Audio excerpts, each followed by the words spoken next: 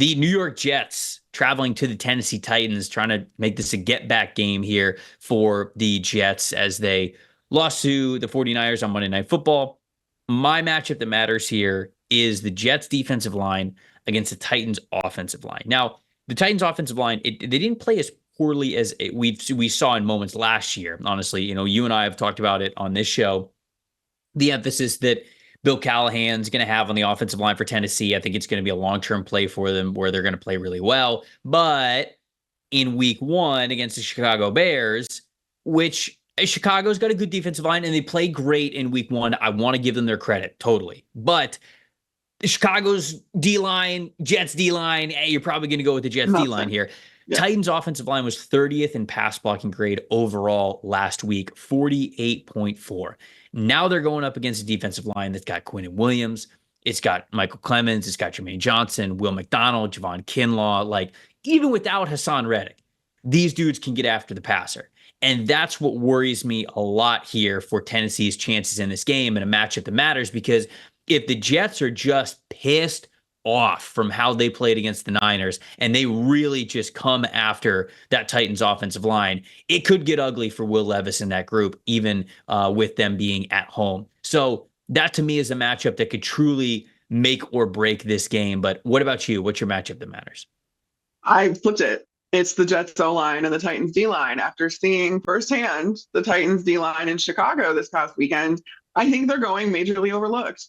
And especially the rookie T'Vondre Sweat, who is just a massive dude with just brute strength. I talked to some of the Bears offensive linemen about him in particular and this defensive front, and it gave them fits. They honestly, I think some of them ended up apologizing to Caleb Williams because they really knew that they weren't playing up to their level that they wanted to, because the Titans D-line was much better than I think a lot of people are expecting. Not only do you have T'Vondre Sweat, you have Harold Landry, you have Jeffrey Simmons. And the Jets O-line ranked 28th in pass blocking grade last week. That's not good when you have a 40-year-old quarterback.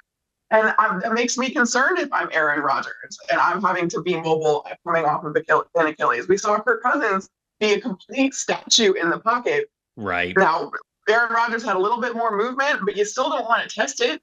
And that's why I think they end up pulling him in 4 minutes to go, though I still don't agree with it. It's just, you're going to need to stand up to the Titans defensive front. You're going to need to not overlook them. I think they put some really kind of eye-opening plays on tape. There was no flashy stats. There was no gaudy stats. But just from the eye test and seeing these guys and then talking to Bears offensive linemen that went against them, it's not going to be easy for this Jets offensive line. Yeah, Sweat's the big X factor for me. I mean, we all know about Simmons. We know what Harold Landry can do, but the fact that T'Vondre Sweat looked that good already week one, I mean, that's something that now you're talking about a formidable defensive line that's going to be tough to handle every week. Bears offensive lineman, I don't blame him. I mean, you don't get players who are as big as T'Vondre Sweat who move the way that he does around very often, and so that's a unique matchup as well. My plus factor in this one, again, sort of a duh here. We'll go to Will Levis in the quarterback position. Levis earned a 29.9 passing grade last week. Not good for his performance in how they played against the Bears. But I will say this. In the first half, he earned a 56.1 passing grade. So they were playing decently well in that first half. You just got, I mean, that the third and fourth quarters, Levis just, I don't know if he was just getting impatient or he felt like, he just needed to play force it. Yeah, just way too much. He was trying to force it. And obviously, like, the backwards flick to surrender Cobra interception that he had was, I mean, you got to get those way out of your system, man. And when I watched Levis, look, I went back and I watched all of his snaps. I don't think he played that poorly. Now, it sort of like came out that way as a result, but I guess probably the way that I should say it is this. He did play poorly. I think a lot of the biggest issues that he has are correctable. You got to set your footwork, man. You can't be back. I mean, that backwards flick of the wrist throw, that wasn't even the only one he had that game. He just had another one that didn't get picked off. So, like, he had multiple There's a couple plays. near misses. He had multiple plays like this where you just go, dude, completely eliminate those from your whatever your brain function is. Like, you can't even think about those plays being possible. Just take the sack.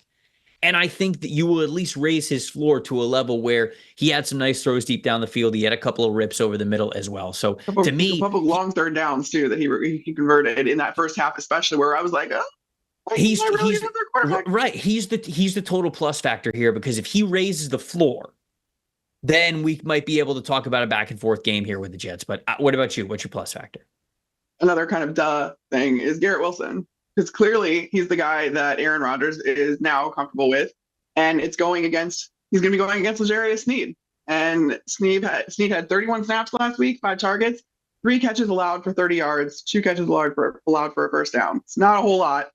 And Wilson recorded 6 catches on 60 yards with 11 targets in week 1. So 6 of his 11 catches or 11 targets hit. But you have to think that that's going to go up the more and more they kind of play together, because they didn't play, at least in preseason games, together, him and Aaron Rodgers. And this is kind of the symptom of that. This is kind of the reason that everybody was concerned about Aaron Rodgers not playing a whole lot in the preseason, Right. not being around for mandatory minicamp, stuff like that. When it's more structured and we do get kind of closer to live reps, that stuff matters. And there was definitely some, bickering back and forth on the sideline. Rodgers is very particular with what he wants his receivers to do, the options that he has on certain routes, all of the little ticks that just come with reps that these guys don't have. Yeah. So I expect those numbers to continue to go up, and Garrett Wilson to continue to get the production as comfortable as Aaron Rodgers is with Alan Lazard. Alan Lazard is not the Alan Lazard of 3-4 years ago. And Yeah. I think the sooner Aaron Rodgers accepts it.